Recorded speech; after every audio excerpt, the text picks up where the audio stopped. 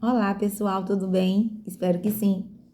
Você sabia que o cérebro do seu filho pode ficar mais fortalecido, ter um funcionamento excepcional e ele, no decorrer da vida, quando chegar na fase adulta, jovem, ele vai ser e ter adquirido um repertório de habilidades, de estratégias para lidar com diversas situações por conta de toda a plasticidade que o cérebro dele ganhou através das experiências e das experiências que foram também conduzidas e elaboradas de forma significativa e positiva e integrando o todo do seu cérebro, tanto o lado esquerdo da lógica quanto o lado direito da emoção? Pois é, eu vou te contar tudo isso, com esse livro, O Cérebro da Criança. A gente vai começar hoje o capítulo 1. Eu sou Ana Patrícia Caires, pedagoga, psicopedagoga, especialista em inclusão, e vou fazer essa leitura com você, para que você ganhe força, repertório, para conseguir alcançar que seu filho possa se desenvolver com habilidades, estratégias certas para cada situação. Vamos lá. Criação de filhos, levando em consideração o cérebro. Olha só. Normalmente, os pais são especialistas em relação ao corpo dos filhos. Sabem que temperaturas acima de 37,5 centígrados significam febre. Sabem como limpar um corte para não infeccionar. Sabem quais tipos de alimentos podem deixar os filhos mais agitados antes de dormir. Mas mesmo os pais mais cuidadosos e esclarecidos costumam não ter informações básicas sobre o cérebro dos seus filhos. Não é surpreendente? Especialmente quando levamos em consideração, o papel central que o cérebro desempenha em virtualmente todos os aspectos da vida de uma criança, que importam para os pais. Disciplina, tomada de decisão, autoconhecimento, escola, relacionamentos e assim por diante. Na verdade, o cérebro determina quem somos e o que fazemos, como é significativamente moldado pelas experiências. As nossas experiências moldam o cérebro. As experiências dos nossos filhos também moldam o cérebro dos nossos filhos.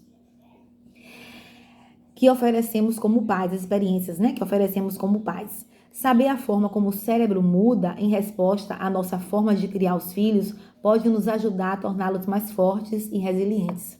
Sabendo disso, que o cérebro se modifica através das experiências, a gente pode fazer com que isso se torne uma força. Assim, queremos apresentar a perspectiva do cérebro por inteiro. Vamos explicar alguns conceitos fundamentais sobre esse órgão e ajudar você a aplicar um novo conhecimento de uma forma que tornará a criação de seus filhos mais fácil e mais significativa. Não estamos dizendo que criar um filho com cérebro por inteiro nos livrará de todas as frustrações da paternidade. Contudo, ao compreender alguns pontos simples e fáceis de dominar sobre como o cérebro funciona, você será capaz de compreender melhor seu filho, responder de maneira mais eficiente às situações difíceis e construir uma base para a saúde social, emocional e mental dele. A forma como a gente vai responder a essas experiências que eles vão vivenciar, que são transformadoras para o cérebro, vai ser fundamental, crucial, para que ele possa aplicar essa experiência de forma positiva na vida dele. O que você faz como pai ou mãe importa, e nós forneceremos ideias diretas e com respaldo científico que o ajudarão a construir um relacionamento forte com seus filhos, capaz de ajudar a moldar o cérebro deles e o que proporcionará uma melhor base para uma vida saudável e feliz. Vamos contar uma história que ilustra o quanto essas informações podem ser úteis aos pais. Escuta essa história. Ia Uó. Um dia, Mariana recebeu uma ligação no trabalho dizendo que seu filho de 2 anos, Marco, sofrera um acidente de carro com a babá. Marco estava bem, mas a babá que estava dirigindo havia sido levada ao hospital em uma ambulância. Mariana, que era diretora de uma escola de ensino fundamental, correu em disparada até o local do acidente, onde soube que a babá havia sofrido um ataque epilético enquanto dirigia. Lá encontrou um bombeiro tentando consolar seu filho, sem sucesso. Segurou o Marco nos braços e imediatamente ele começou a se acalmar enquanto ela o confortava, né? Ela tomou os filhos nos braços, que o bombeiro estava tentando acalmá-lo, né? E não estava conseguindo. E quando ele viu a mãe, ele ficou mais calmo, estava nos braços da mãe. E assim ele parou de chorar. Marco começou a contar a Mariana o que havia ocorrido, usando a linguagem de uma criança de 2 anos, que apenas os pais e a babá conseguiam compreender. Marco repetiu continuamente a frase ia uauó, ia uauó. Ia era o nome da sua babá, que chamava Sofia. E uauó era o nome que ele atribuía a carro de bombeiro. No caso, foi a ambulância, né? As luzes. Então, ele falava repetidamente ia uauó, ia uauó, né? E ao dizer repetidamente a mãe ia uauó, Marco enfocou o detalhe da história que mais lhe importava. Sofia tinha sido levada dele. Sofia tinha ido pela ambulância, né? Em uma situação assim, ficaríamos tentados a assegurar a Marco que Sofia ficaria bem. E então, imediatamente, tentaríamos desviar o pensamento dele dessa situação. Vamos tomar um sorvete, filho? Olha quem tá ali. Olha a bola. Olha. Desviando o pensamento dele. Só que não é isso. Não é isso recomendável. Marco enfocou o detalhe da história que mais lhe importava. Sofia havia sido tirada dele, que ele falava, né?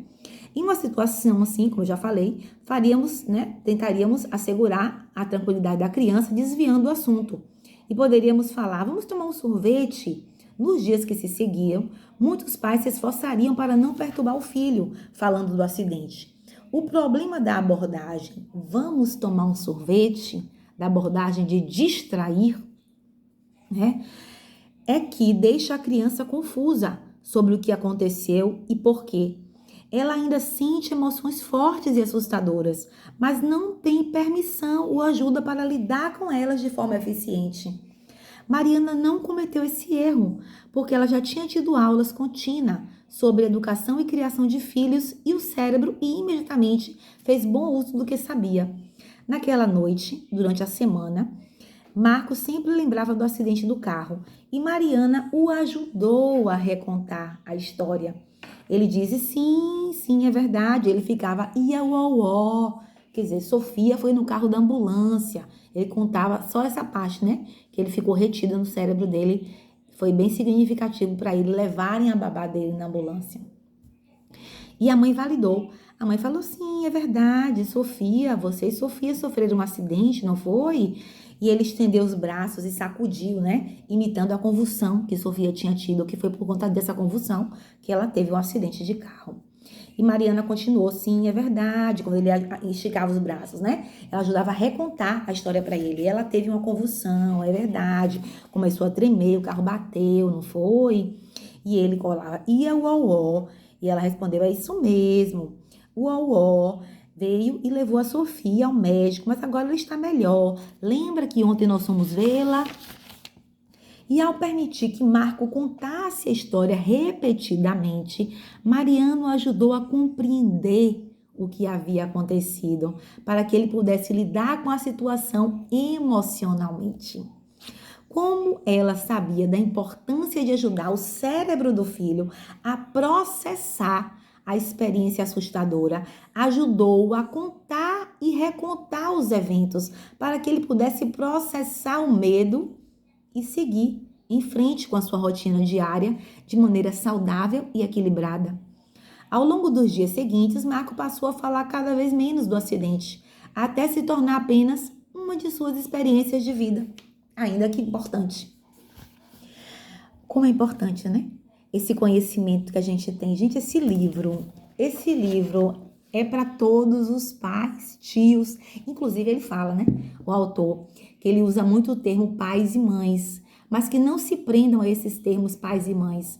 Que todas as pessoas que têm contato, que cuidam de crianças, que têm interesse em proteger as crianças, podem ler esse livro. Não é diretamente só para pais e mães, é para tios, é para avós, é para primos, é para cuidadores, é para todo mundo que quer proteger e ensinar uma criança a ter uma experiência de vida que possa torná-la um adulto seguro, autônomo e autoconfiante, né? Vamos lá.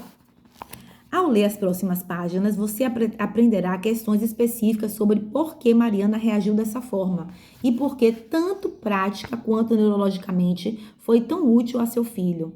Você poderá aplicar os novos conhecimentos sobre o cérebro de diversas maneiras, que tornarão a criação de seus filhos mais manejável e significativa. O conceito no cerne da reação de Mariana e deste livro é a integração. Uma compreensão clara dessa ideia dará a você o poder de transformar completamente o que pensa sobre como criar seus filhos.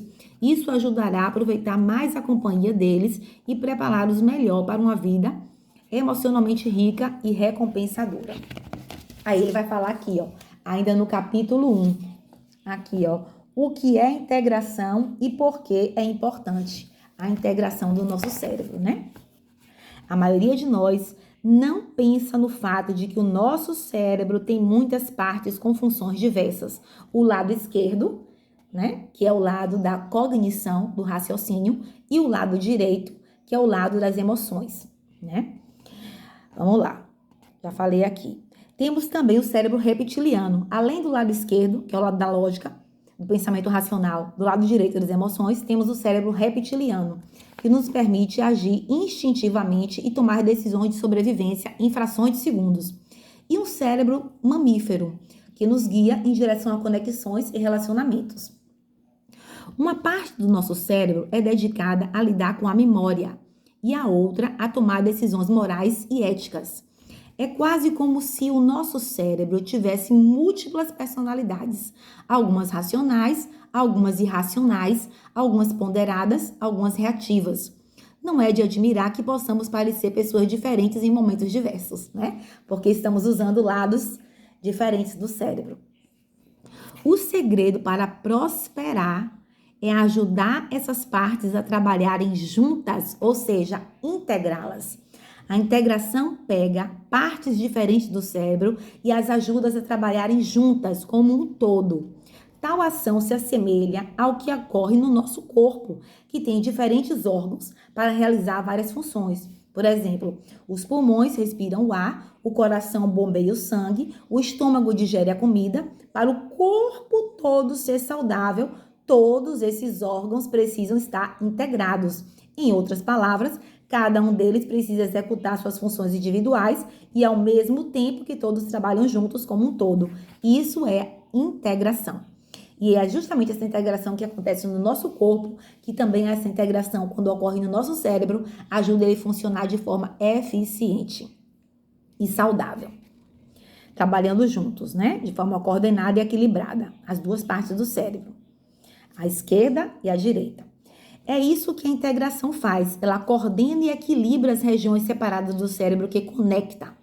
É fácil perceber quando nossos filhos não estão integrados, não é? Eles ficam imersos nas próprias emoções, confusos e caóticos. Quando você vê uma criança irritada, dando birra, é porque houve uma desintegração das partes do cérebro e ela fica desregulada, né? Não conseguem reagir de maneira tranquila e competente à situação em que se encontram. Birras, ataques de fúria, agressividade e a maioria das experiências desafiadoras da criação de filhos e da vida são resultado da perda da integração, também conhecida como desintegração. Quando essas partes se desintegram, a gente fica desregulado. E a criança, né, no caso. Queremos ajudar nossos filhos a se integrarem melhor para usar todo o cérebro de forma coordenada. Por exemplo, desejamos que horizontalmente integrados para que a lógica do cérebro esquerdo possa funcionar bem com a emoção do cérebro direito. Também queremos que sejam verticalmente integrados para que partes fisicamente mais altas do cérebro, que os deixam pensar cuidadosamente sobre as suas ações, funcionem bem com as partes mais baixas, relacionadas com o instinto e reações emocionais e sobrevivência. A forma como a integração realmente ocorre é fascinante e a maioria das pessoas não tem consciência disso. Nos últimos anos, cientistas desenvolveram a tecnologia de tomografia cerebral, possibilitando que pesquisadores estudem o cérebro, como nunca antes foi feito. Essa nova tecnologia confirmou muito do que acreditávamos anteriormente em relação ao cérebro. No entanto, uma das surpresas que abalaram a base da neurociência é que o cérebro é plástico ou moldável. Isso significa que se modifica fisicamente durante a vida, não apenas na infância, como supunhamos anteriormente. O que molda nosso cérebro? A experiência. Mesmo na velhice, nossas experiências realmente modificam sua estrutura física. A estrutura física do cérebro, ela se modifica através de cada experiência vivida. Quando passamos por uma experiência, nossas células cerebrais, chamadas neurônios, tornam-se ativas ou disparam. O cérebro tem 100 bilhões de neurônios, cada um com uma média de 10 mil conexões com outros neurônios. A forma pela qual circuitos específicos no cérebro são ativados determina a natureza da nossa atividade mental, incluindo a percepção de imagens e sons e pensamento, raciocínio mais abstratos também. Quando os neurônios disparam juntos, originam novas conexões entre si. Ao longo do tempo, as conexões que resultam desses disparos conduzem a uma reprogramação do cérebro. Essa é uma notícia extremamente empolgante, pois significa que não somos prisioneiros durante o restante da vida, da forma como o nosso cérebro funciona nesse instante. Podemos realmente reprogramá-lo para sermos mais saudáveis e felizes. Isso vale não apenas para as crianças e adolescentes, mas também para cada um de nós em qualquer idade. Qualquer idade. Pode ser jovem, criança, adolescente, idoso, adulto. Nós não somos escravos das nossas experiências passadas. O nosso cérebro, ele é moldado fisicamente através das novas experiências que vão gerar novas conexões. Entende? Como o nosso cérebro é plástico. Gente, isso é a notícia mais alegre do mundo. Saber que nós não precisamos ser refém do que nos aconteceu. E nós podemos reprogramá-lo e ressignificá-lo. E como nós trabalhamos com a criança, no sentido de que ela vivencie aquela experiência, como a professora, né? No caso, que o menino dela teve um acidente com a babá no carro, né? E ela permitiu que o filho, ela validou o sentimento do filho. E juntamente com ele, com as palavrinhas dele, o jeitinho de falar de uma criança de 2 anos, ela foi falando e juntamente com ele foi remontando a história a fim de que ele processasse aquilo, entendesse aquilo e processasse de uma maneira que dê um resultado que fosse reflexivo e positivo para a mente dele. Ela não invalidou, ela não distraiu, porque ia deixar a criança confusa, sem saber o porquê, como se fosse algo que não foi resolvido, um quebra-cabeça que não foi montado.